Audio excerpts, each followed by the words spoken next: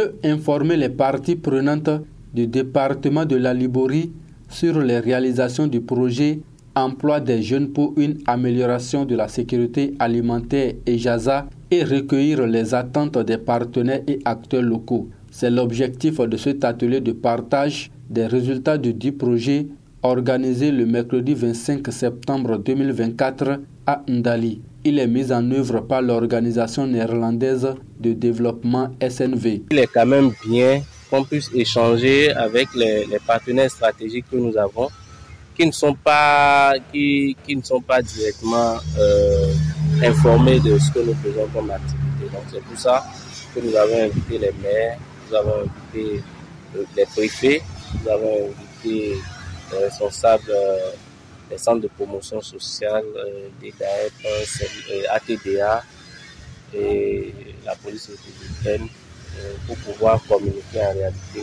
ce que nous faisons au niveau du projet EJASA. Déjà, c'est qu'on soit rassurés qu'ils sont informés des interventions du projet EJASA dans leur commune d'intervention, de tout ce que EJASA fait, pour que EJASA ne soit pas étrange. Et on a prévu une partie de feedback où nous allons recueillir, collecter des informations venant d'eux sur le projet EJASA. Quelles sont les informations qu'ils ont, comment ils pensent du projet EJASA. Et nous allons collecter ces informations, les traiter. Nous allons les prendre comme des suggestions si éventuellement il y en a pour nous permettre d'améliorer en quelque sorte notre mode de fonctionnement, nos interventions pour être beaucoup plus efficaces à leur côté. Les résultats obtenus sur le terrain pour la première phase forcent l'admiration, ce qui a valu d'ailleurs l'extension du projet dans les 6 communes du département de la Liborie.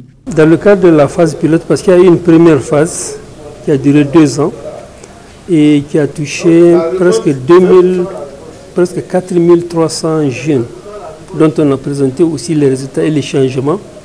Et dans le cadre de la seconde phase, c'est 12 500 jeunes qui sont ciblés.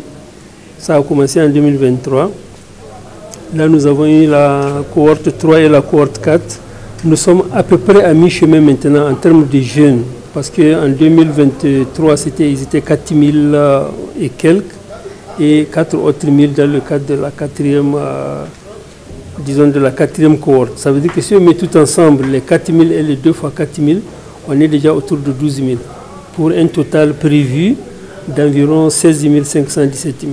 Après avoir suivi avec intérêt les différentes présentations, les partenaires et acteurs locaux se réjouissent de l'impact du projet EJASA et font quelques doléances. Avec les résultats qui ont été projetés, nous avons constaté qu'il y a une forte amélioration par rapport à la productivité et tout ce qu'ils ont appris de EJASA. Mon souhait, c'est d'impacter toutes les communes et d'améliorer également la condition alimentaire au niveau de toutes les communes. Notre zone est une zone où la question de l'employabilité est un défi pour les autorités au niveau communal. Donc, les différentes structures qui viennent nous appuyer sont vraiment à encourager. Nous allons demander quand même que la couverture soit beaucoup plus élargie. Pour rappel, environ 20 millions d'euros sont mobilisés pour ce projet à raison de 14,5 millions d'euros par l'ambassade des Pays-Bas et 5,5 millions d'euros par l'Union européenne. Le projet Emploi des jeunes pour une amélioration et la sécurité alimentaire intervient dans les 6 communes du département de la Liborie. La phase 2 s'étend sur la période 2023 à 2027.